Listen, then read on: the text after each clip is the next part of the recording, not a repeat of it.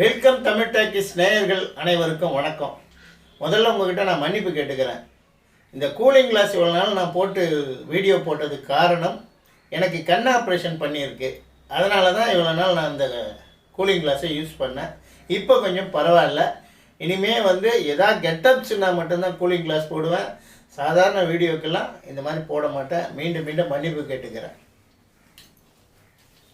என்னங்க உங்களுக்கு ஒரு நல்ல விஷயம் தெரியுங்களா? என்ன?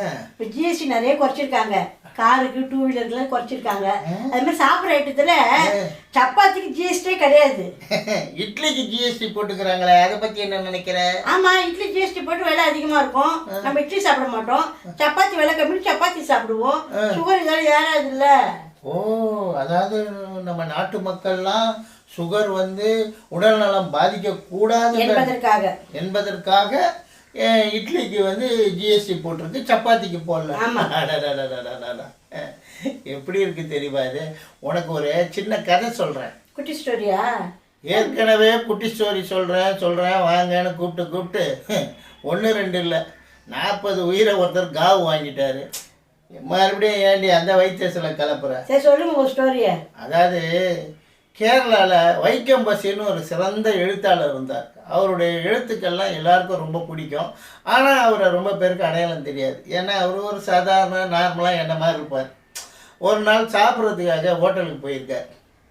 சாப்பிட்டு முடிச்சுட்டு கை கழுவிட்டு காசு கொடுக்கலான்னு பாக்கெட்டில் கை வைக்கிறார். பர்ஸை காணும். அடக்கடவுளே, என்னடா இது பர்ஸு காணும், என்ன பண்ணுறதுன்னு தெரியாமல் அந்த ஓனர்கிட்ட போயிட்டு, ஐயா நான் பணம் எடுத்துக்கிட்டு வந்தேன், என் பர்ஸு தொலைஞ்சி போச்சு, தப்பாக எடுத்துக்காதீங்க, நான் வீட்டுக்கு போயிட்டு பணம் எடுத்துகிட்டு கொடுக்குறேன்னு இருக்கார்.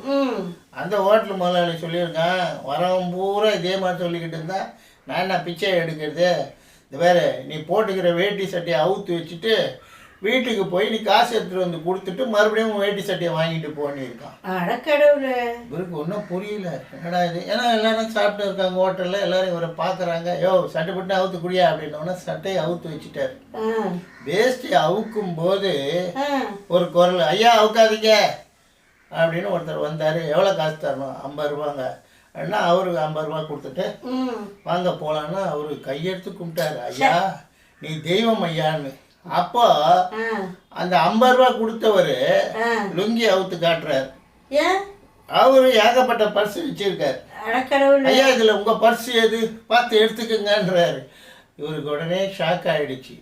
அந்த மாதிரி தான் ஜிஎஸ்டின்ற பேர்ல ஏகப்பட்டதை போட்டு பிடுங்கிட்டு இப்போ அதுக்கு குறைக்கிறோம், இதுக்கு குறைக்கிறோம்.